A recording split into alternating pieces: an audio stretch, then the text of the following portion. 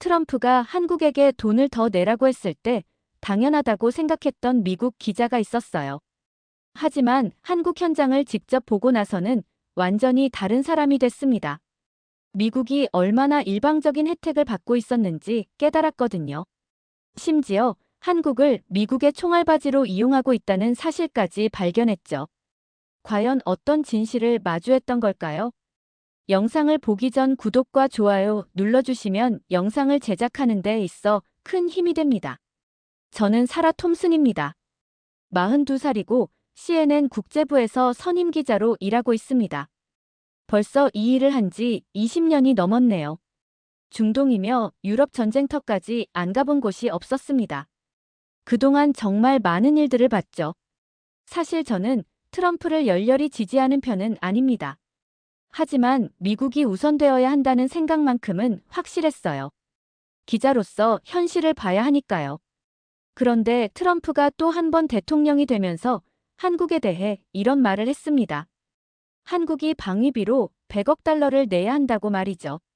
처음엔 당연하다고 생각했습니다. 우리 미군들이 목숨 걸고 한국을 지켜주고 있는데 돈 좀 더 내라는 게 뭐가 잘못된 건지 이해가 안 됐어요. 한국에 대한 제 인식도 그 정도였습니다. 한국 전쟁 때 우리가 도와준 나라고 지금도 우리가 계속 보호해주는 나라라고 생각했거든요. 그런데 이상한 일이 생겼습니다. 한국 측에서 반박 자료를 보내온 거예요. 2023년 한국의 방위비 분담금이 벌써 12억 달러라는 내용이었습니다. 저는 의아했어요. 그게 얼마나 큰 돈인지 계산해보니 정말 놀랐습니다. 더 충격적이었던 건 평택기지 이야기였어요.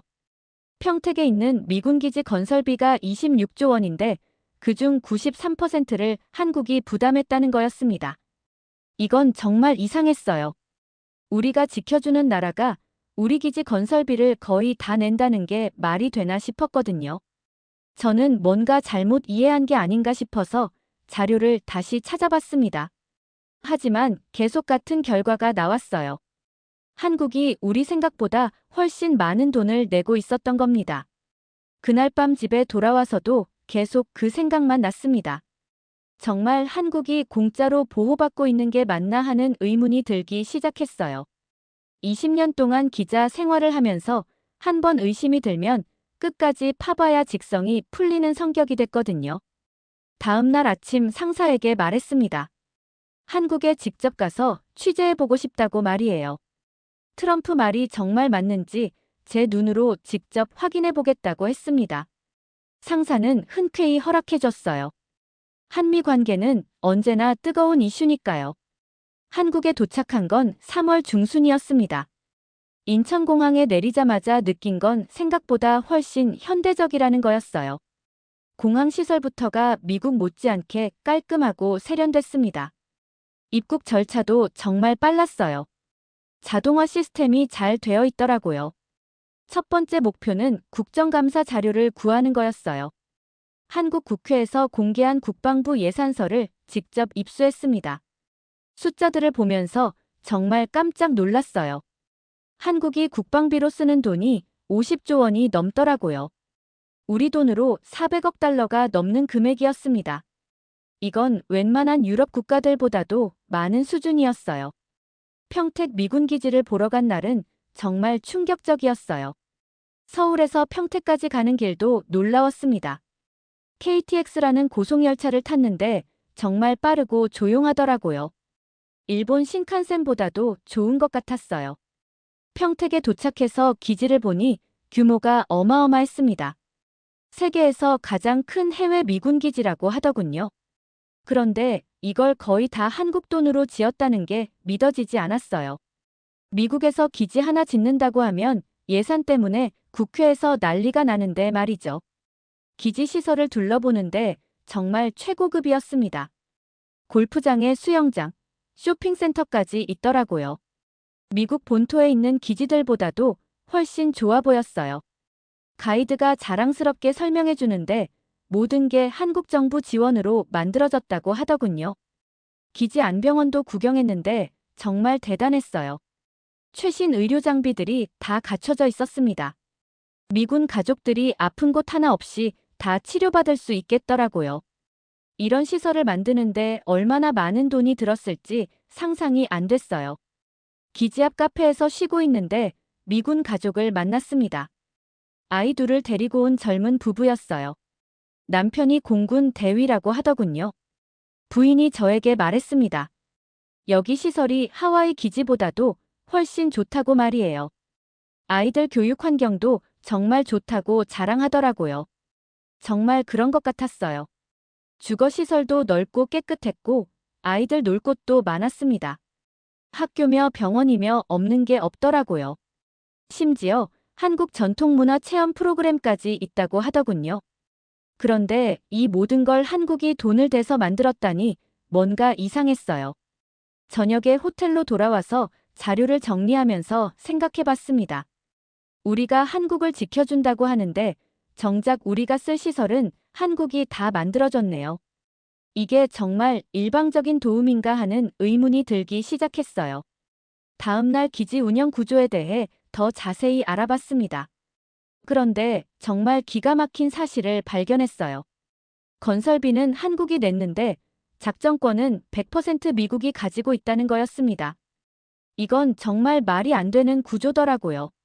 한국 국방부 관계자와 인터뷰를 했어요. 그분이 말하길 한국군은 자기 땅에 있는 기지인데도 허락받고 들어가야 한다고 하더군요.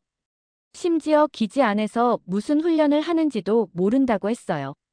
이게 말이 되나 싶었어요. 집주인이 세입자한테 허락받고 집에 들어간다는 말과 똑같잖아요. 평택 시내를 돌아다니면서 더 놀라운 걸 봤습니다. 미군 가족들이 정말 호화롭게 살고 있더라고요. 넓은 아파트에 최신형 차까지 타고 다니고 있었어요. 한국 직장인들보다도 훨씬 좋은 환경에서 살고 있는 것 같았습니다. 생활비 지원도 정말 후하게 받는 것 같더라고요. 동네 부동산 중개업소에 들렀는데 사장이 흥미로운 말을 했어요. 미군 기지 때문에 집값이 2배로 뛰었다고 하더군요.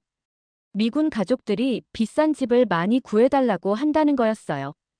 월세도 300만 원씩 내는 집들을 선호한다고 하더라고요. 물론 그 집세도 미군이 지원받는 주거비로 내는 거겠죠. 카페에서 만난 한국 시민과 이야기를 나눠봤습니다. 30대 직장인이었는데 정말 솔직하게 말해주더라고요. 미군이 있으면 안전하다고는 생각하지만 뭔가 불공평하다는 느낌이 든다고 했어요. 우리가 돈은 다 내는데 결정권은 없다는 게 이상하다고 하더군요. 자기도 군대 갔다 왔는데 이런 대우는 못 받았다고 씁쓸해 하더라고요. 마트에서 장을 보는데 미군 가족들을 또 봤어요. 카트에 물건을 가득 담고 계산하는 모습을 보니 정말 풍족하게 사는 것 같았습니다. 한국 가족들보다도 훨씬 여유 있어 보였어요. 이런 모습을 보면서 과연 누가 누구를 도와주는 건지 헷갈리기 시작했습니다. 저도 그 말에 공감이 됐어요. 집을 지어주고 관리비까지 내주는데 집 열쇠는 남이 가지고 있는 격이니까요. 심지어 집에서 무슨 일이 일어나는지도 모르고 말이에요. 이런 관계가 정말 정상적인 동맹 관계인가 하는 의문이 들기 시작했습니다. 성주 사드 기지를 보러 간 날은 정말 복잡한 심정이었어요. 서울에서 성주까지 가는 길에 한국의 아름다운 시골 풍경을 봤습니다. 그런데 그 평화로운 마을에 첨단 무기 시스템이 들어서 있다니 뭔가 어울리지 않더라고요.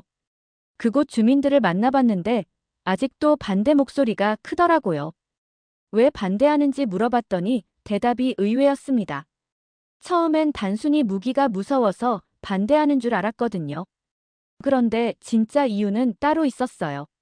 한 주민이 말하길 사드 때문에 중국이 경제 보복을 했다고 하더군요. 롯데며 현대차며 중국 사업이 막 타격을 받았다는 거예요. 한류 스타들도 중국 진출이 막혔다고 했습니다. 심지어 중국 관광객들도 한국 오는 걸 금지당했다고 하더라고요. 그런데 정작 사드가 한국을 지키는 게 아니라는 말을 들었어요. 군사 전문가와 인터뷰를 했는데 충격적인 이야기를 들었습니다. 사드는 한국 방어용이 아니라 미국 본토 방어용이라는 거였어요. 북한 미사일이 미국으로 날아가는 걸 막는 시스템이지 한국으로 오는 단거리 미사일은 못 막는다고 하더군요. 사거리가 짧은 미사일은 사드 레이더로도 잡기 힘들다는 거였어요. 그 말을 듣고 정말 어이가 없었어요. 한국이 중국과 관계 악화를 감수하면서까지 우리를 위해 사드를 받아들인 건데 정작 한국 자체는 별로 도움이 안 된다는 거잖아요. 이건 너무한 거 아닌가 싶었습니다. 미국을 지키려고 한국이 희생을 감수한 셈이네요. 성주 지역 상인들도 만나봤어요. 사드 배치 이후 중국 관광객이 확 줄었다고 하더군요. 예전엔 중국 단체 관광객들이 많이 왔는데 지금은 거의 안 온다고 했어요. 장사가 안 된다고 하소연하는 모습을 보니 마음이 아팠어요. 한국이 우리 때문에 이런 손해를 보고 있었던 거네요. 펜션을 운영하는 사장님과도 이야기해봤어요. 중국 손님들이 갑자기 예약을 다 취소했다고 하더군요. 그때까지 중국 관광객들 덕분에 장사가 잘 됐는데 사드 때문에 갑자기 어려워졌다고 했어요. 정부에서 보상을 해준다고 했지만 실제로는 별로 받은 게 없다고 하소연하더라고요. 호텔로 돌아와서 생각해봤습니다. 한국이 미국의 방패막이 역할을 하고 있는 건 아닌가 하는 생각이 들었어요. 우리를 지키려고 자기들이 희생을 감수하고 있는 거잖아요. 이런 걸 보면서 한국에 대한 제 생각이 조금씩 바뀌기 시작했습니다. 서울로 돌아와서 한미 상호방 위조약에 대해 자세히 알아봤습니다. 한국 외교부 관계자와 인터뷰를 했는데 정말 놀라운 이야기를 들었어요. 조약에 태평양 지역이라는 조항이 있는데 이게 대만까지 포함한다는 거였습니다. 저는 그때까지 이런 조항이 있는 줄도 몰랐어요. 법률 전문가를 만나서 조약 내용을 분석해봤어요. 그분이 설명해주길 만약 대만에서 전쟁이 일어나면 한국도 자동으로 전쟁에 참여하게 될 수 있다고 하더군요. 평택 기지에서 미군이 출격하면 한국도 당사자가 되는 거라고 했어요. 이건 정말 무서운 이야기였습니다. 한국이 원하든 원하지 않든 상관없이 말이에요. 국정감사 자료를 뒤져보니 더 구체적인 내용이 나왔어요. 대만 유사시 평택 기지에서 출격하는 미군 작전 계획이 실제로 존재한다는 거였어요. 심지어 이미 여러 번 모의 훈련도 했다고 하더군요. 한국 정부는 이걸 알면서도 별다른 대비책이 없다고 하더군요. 그냥 미국이 하는 대로 따라갈 수밖에 없다는 식이었어요. 한국 국회의원과도 이야기해봤는데 정말 답답해 하더라고요. 한국이 원하지 않아도 자동으로 전쟁에 끌려갈 구조라는 거예요.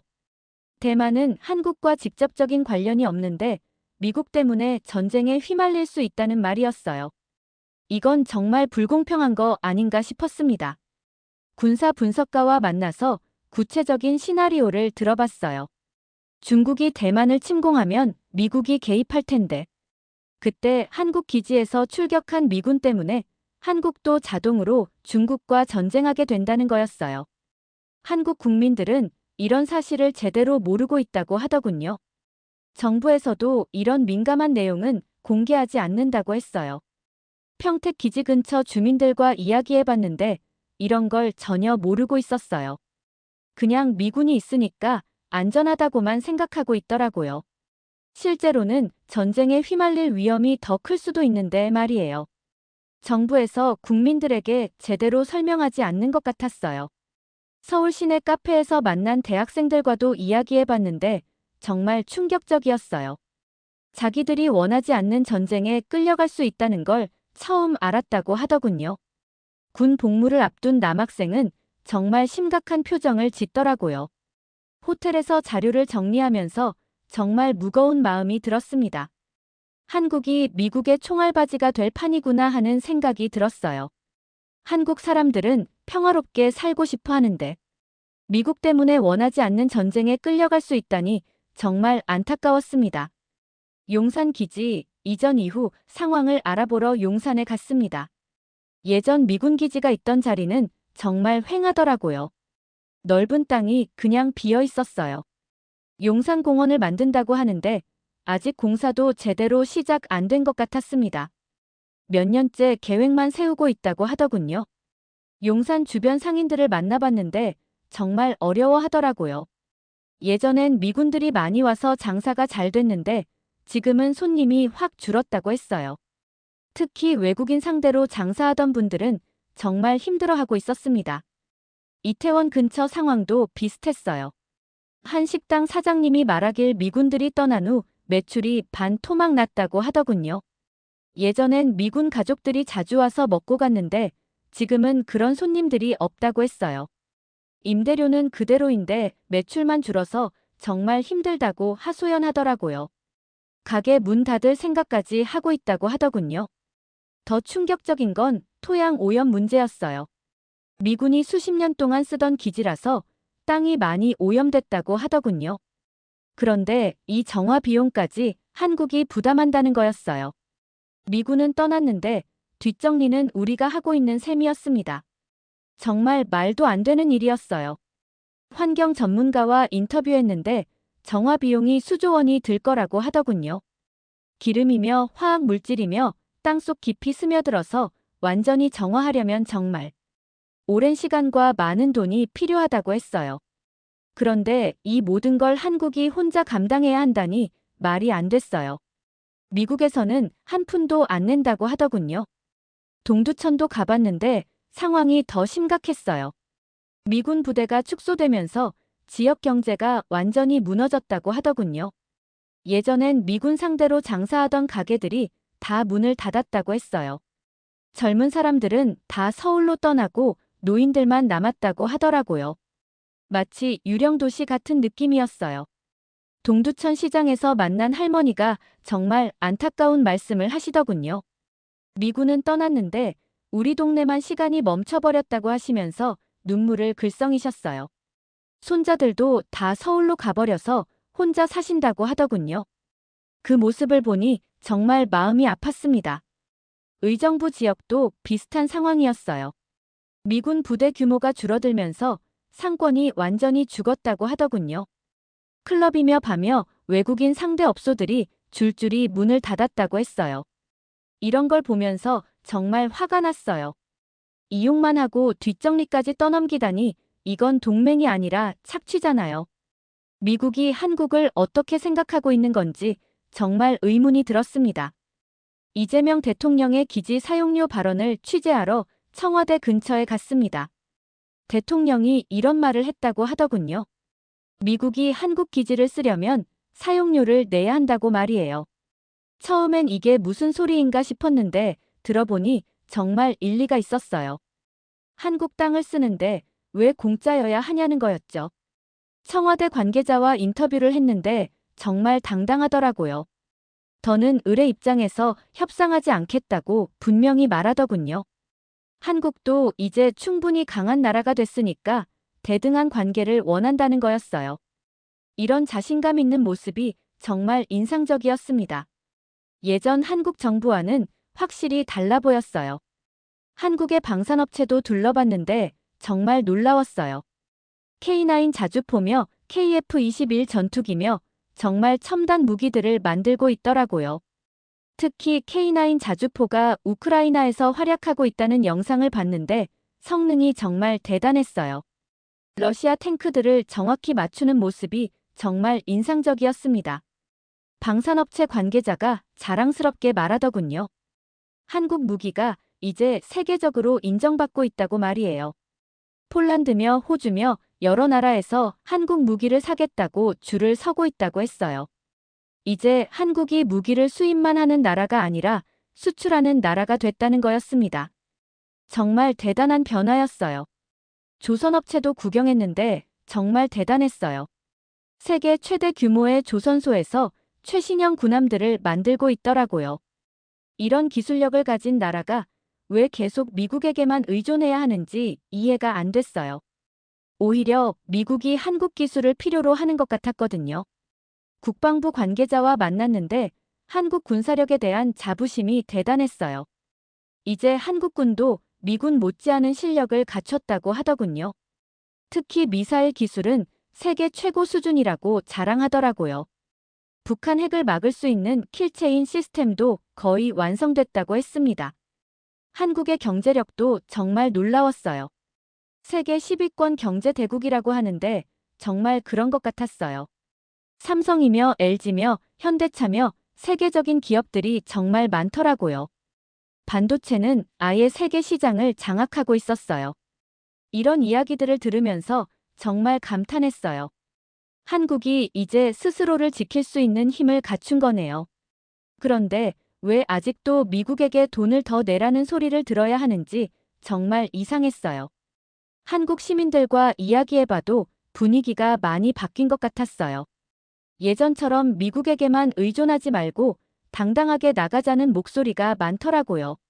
맞다, 한국이 왜 계속 손해만 봐야 하지, 당당해야 맞다는 생각이 들었습니다. 한국에서의 취재를 마치고 미국으로 돌아와서 기사를 썼습니다. 정말 오랜 시간 고민하면서 썼어요. 제 20년 기자 생활 중에서 가장 신중하게 쓴 기사였습니다. 사실을 그대로 전달하되 미국 시청자들이 이해할 수 있게 썼어요. 편집부에서도 정말 꼼꼼하게 검토했다고 하더군요. 기사가 CNN에서 방송되자마자 반응이 폭발적이었어요. 시청자들이 정말 많이 놀라더라고요. 한국이 이렇게 많은 돈을 내고 있는 줄 몰랐다는 댓글이 쏟아졌습니다. 우리가 한국한테 너무했구나 하는 반응이 많았어요. 트위터에서도 난리가 났다고 하더군요. 특히 평택 기지 건설비 이야기에 시청자들이 충격을 받았어요. 26조 원 중에 93%를 한국이 냈다는 사실에 정말 놀라더군요. 트럼프가 또 헛소리했네 하는 댓글도 많이 달렸어요. 시청자들이 정말 분노하는 것 같았어요. 동료 기자들도 제 기사를 보고 깜짝 놀라더라고요. 한국에 대해 이렇게 자세히 다룬 기사가 별로 없었거든요. 다들 한국이 이렇게 대단한 나라인 줄 몰랐다고 하더군요. 앞으로 한국 관련 기사를 더 많이 써야겠다고 말하는 동료들도 있었어요. 국방부 전직 관료들도 제 기사에 대해 공개적으로 언급했어요. 한국과의 관계를 재정립할 필요가 있다고 말하더군요. 지금까지 한국을 너무 당연하게 여겼는데 이제는 평등한 파트너로 대해야 한다고 했어요. 펜타곤에서도 내부 검토에 들어갔다는 소식이 들렸어요. 의회에서도 움직임이 있었어요. 몇몇 의원들이 한미동맹 관계를 다시 검토해보자고 제안했다고 하더군요. 특히 방위비 분담금 문제는 더 신중하게 접근해야 한다는 목소리가 나왔어요. 상원 외교위원회에서 청문회를 열 계획이라고도 하더군요. 제가 마지막 방송에서 이렇게 말했습니다. 한국은 더 이상 우리가 시혜를 베푸는 약소국이 아닙니다. 경제력으로는 세계 10위권이고 군사력으로도 상당한 수준에 올라 있어요. 이제는 평등한 파트너로 대해야 할 때입니다. 우리가 먼저 변해야 한다고 말했어요. 시청률도 정말 높게 나왔어요. 평소 국제뉴스는 시청률이 낮은 편인데 이번 기사는 정말 많은 사람들이 봤다고 하더군요. 한국에 대한 미국인들의 관심이 이렇게 높은 줄 몰랐어요. 유튜브 조회수도 100만을 넘었다고 하더군요. 한국에서도 반응이 뜨거웠다고 들었어요. 한국 언론들이 제 기사를 번역해서 보도했다고 하더군요. 한국 국민들이 정말 좋아했다고 했어요. 이번 취재를 통해서 저도 정말 많이 배웠습니다. 편견 없이 사실을 보는 게 얼마나 중요한지 깨달았어요. 앞으로도 이런 자세로 기사를 쓰겠다고 다짐했습니다. 이번 사연은 여기까지입니다. 오늘 사연은 어떠셨나요? 오늘의 사연이 마음에 드셨다면 좋아요 한번 부탁드립니다. 여러분의 좋아요와 구독은 영상을 만드는데 큰 힘이 됩니다. 긴 영상 시청해주셔서 감사합니다. 오늘도 행복이 넘치는 하루 되세요.